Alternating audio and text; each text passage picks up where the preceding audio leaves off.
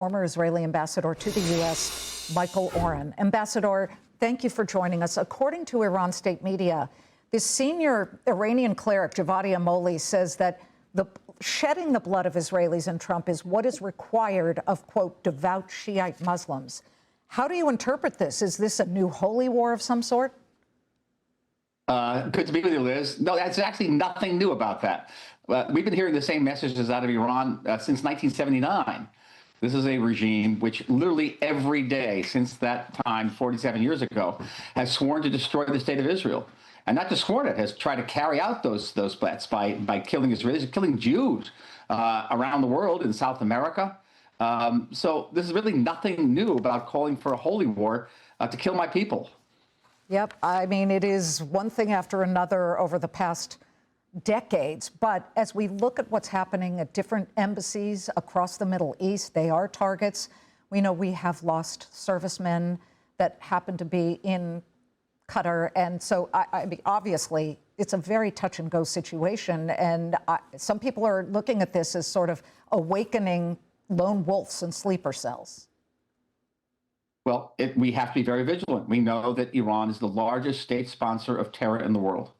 And it's terror against multiple targets, not just Israelis and Jews, but against Americans, trying to assassinate senior American officials, Mike Pompeo, John Bolton, and even the President of the United States. And I want to tell you that when I was ambassador, they tried to assassinate me in downtown Washington.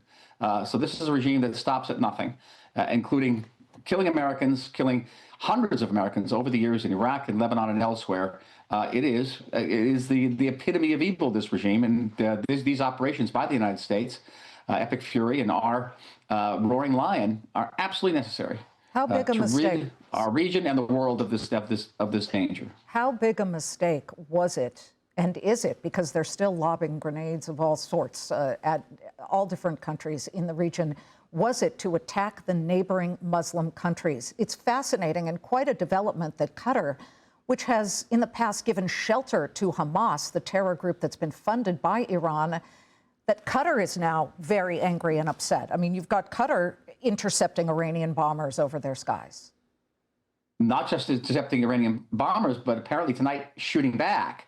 And that is the first Arab state in the Gulf to shoot back, but I imagine others will be following very shortly. It is a boomerang policy. The notion was, the thinking in Tehran was that if you shoot at these Arab countries, their governments are going to turn around and pressure President Trump to end the war.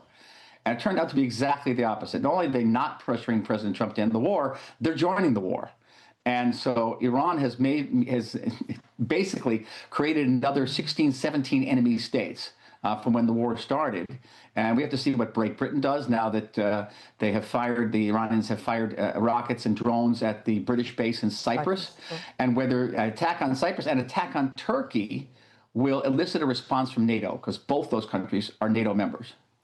We have what could be, as we spin it forward, somewhat of a unique opportunity, dare we say, where something that the Israelis and America have hoped for so long, and of course the first Trump administration putting together the Abraham Accords, could this possibly be the start eventually of some type of really positive trade bloc and friendship between all of those nations, including Israel?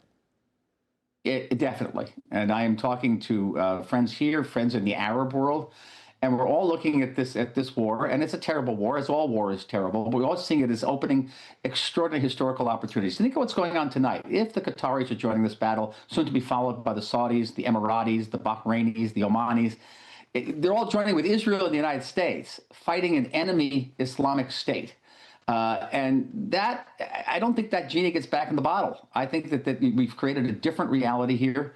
And just before the war broke out, we had the Prime Minister of India here, Mr. Modi, and we could see an arc of allied countries stretching from the Mediterranean to the Ganges River under a Pax Americana, a renewed Pax Americana. That would be an extraordinary and blessed outcome of this war. Can you imagine peace in that region for once?